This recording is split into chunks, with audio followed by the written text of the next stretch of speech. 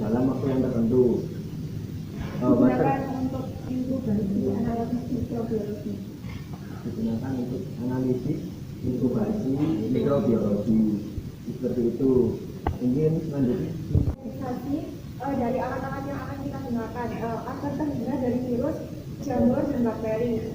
Jadi intinya itu ini sebagai untuk mencegah kontaminasi dari bakteri atau virus-virus yang ada di luar gitu, dengan memanfaatkan suhu yang tinggi. Jadi seperti itu.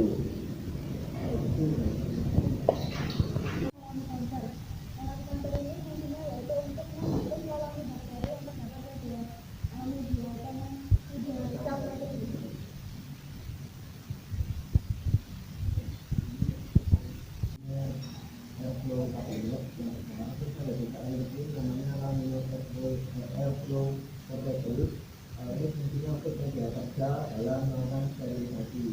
Jadi dari kalau misalnya dalam melakukan penanaman pada media.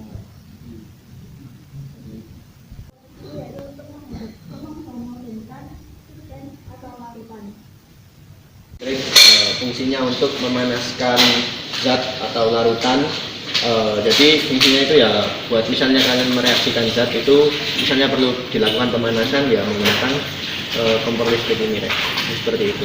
Ada lagi buat pemanasan larutan selain kompor listrik, yang ini namanya hot plate. Fungsinya juga sama untuk memanaskan larutan. Jadi seperti itu. Kalau mau menimbang massa suatu zat yang akan digunakan. Jadi seperti itu. Untuk mau memakainya harus dicolokkan dulu ke listrik, terus ditunggu selama 30 menit, terus baru bisa digunakan. Seperti itu. Namanya mikroskop, fungsinya untuk memvisualisasikan atau bisa melihat objek yang sekiranya nggak kita bisa lihat dengan mata telanjang. Jadi ini untuk melihat. Jadi ini untuk melihat objek-objek kecil, misal kayak kristal-kristal yang ada di dalam larutan kalium dikromat atau perak nitrat seperti itu. Ini namanya cawan Petri, fungsinya untuk sebagai tempat media tanam.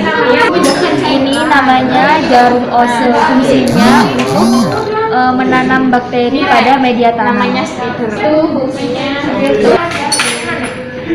Ini namanya tabung reaksi, fungsinya untuk menyimpan larutan yang sudah direaksikan. Ini namanya spreader, fungsinya untuk meletakkan mikroorganisme yang sudah ditanam pada media tanam.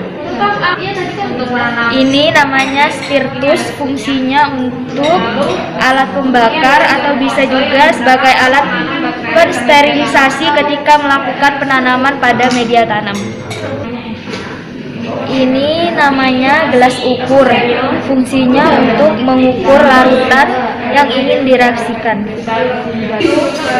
Ini namanya kaca preparat, fungsinya untuk meletakkan mikroorganisme yang ingin diamati pada mikroskop.